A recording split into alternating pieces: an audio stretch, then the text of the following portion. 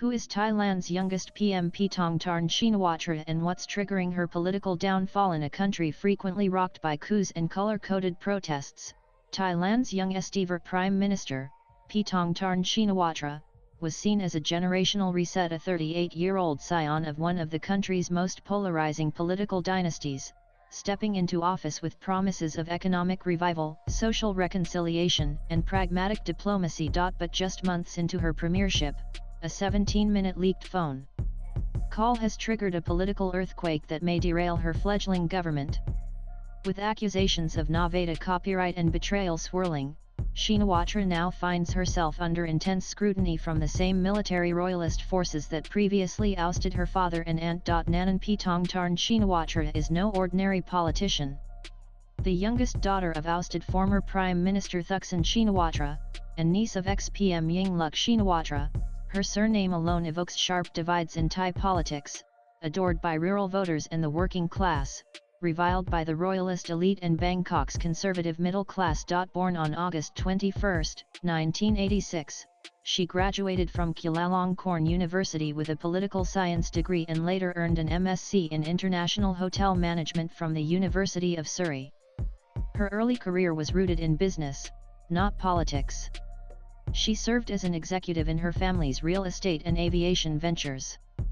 But her political debut was almost inevitable. Her formal entry into politics came in 2021, when she became chief of the Pheu Thai Party's Inclusion and Innovation Advisory Committee.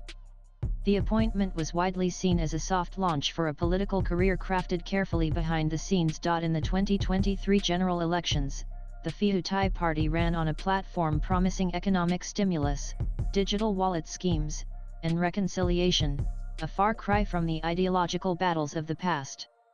Though it came second to the reformist Move Forward Party, Pheu Thai ultimately cobbled together a broad coalition after the Constitutional Court disqualified the leading party's prime ministerial candidate. Backed by a mix of conservative and centrist forces, Paetongtarn Shinawatra was nominated as Prime Minister in August 2024, becoming the country's youngest to ever hold the office. To her supporters, she symbolized a pragmatic center young enough to promise change, but tied deeply to political experience through her lineage. Nanan Paetongtarn's ascent was historic, but also heavy with baggage. Her family's past has shaped modern Thailand's political landscape in seismic ways.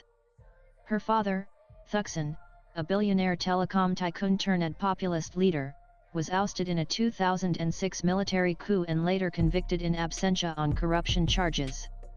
Her aunt, Yingluck, followed a similar arc, elected with sweeping rural support in 2011, but ousted by a militarized constitutional court in 2014. Though both remained popular in parts of the country, especially the northeast, they became symbols of a deep divide in Thai politics between the rural majority that embraced their pro-poor policies, and an entrenched Bangkok elite aligned with the monarchy and military. That legacy was both a strength and a liability for Paetongtarn. While it provided her with political machinery and loyal grassroots support, it also made her a lightning rod for suspicion among conservative forces. From day one, critics questioned whether she was her own person, or merely a proxy for her father's return to influence. Nanan, the crisis that now threatens Paetongtarn's government centers around a leaked 17-minute phone call with Cambodian Senate President and former PM Hun Senator in the conversation, which surfaced online earlier this week.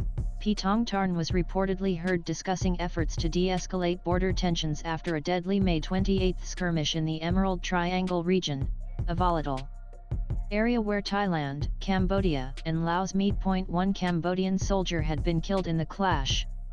While a private negotiation between heads of state isn't in itself scandalous, what set off alarm bells was the tone of the call. Paetongtarn referred to Hun Sen, a longtime political ally of her father, as uncle, and labeled a Thai military officer as an opponent. In a country where the military is not only an institution but a political stakeholder, such language was incendiary. To the nationalist right, it signaled undue deference to a historical rival and disrespect to Thailand's own armed forces. The fact that Hun Sen reportedly shared the audio with over 80 Cambodian officials before uploading it to Facebook only worsened perceptions, casting Paetongtarn as diplomatically naive and politically vulnerable. On Thursday, the crisis deepened. The Bumjathai Party, the second largest member of the ruling coalition, withdrew its support, accusing the Prime Minister of compromising national sovereignty and damaging military morale. This sudden exit slashed the government's strength to a precarious 255 seats in the 500-member House of Representatives. Opposition leader Nathapong Ruanpenyau of the People's Party called the leak the final straw, demanding dissolution of parliament and fresh elections. Protests also erupted outside Government House, and impeachment threats surfaced in the Senate. Several senators have reportedly initiated steps to file a formal no-confidence motion. Although Paetongtarn has issued a public apology and insisted the comments were part of a de-escalation strategy, it appears her words, and the fallout from them, have struck a deeper nerve.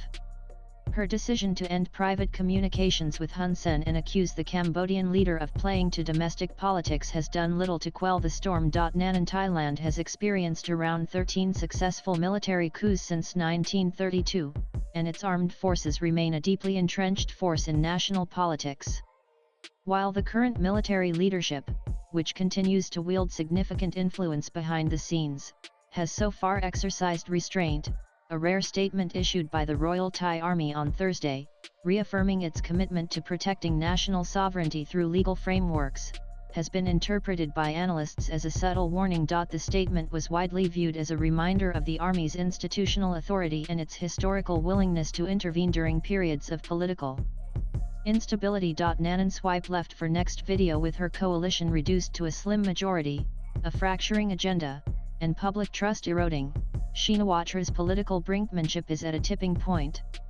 According to Reuters, her immediate priorities include restoring sovereignty, stitching together a shaky coalition, managing dissent within Pheu Thai and allied parties, and avoiding military intervention, all while retaining a calm, authoritative image. In a nation where perception often matters as much as policy, how she handles this moment may define her entire political career. Latest blogs.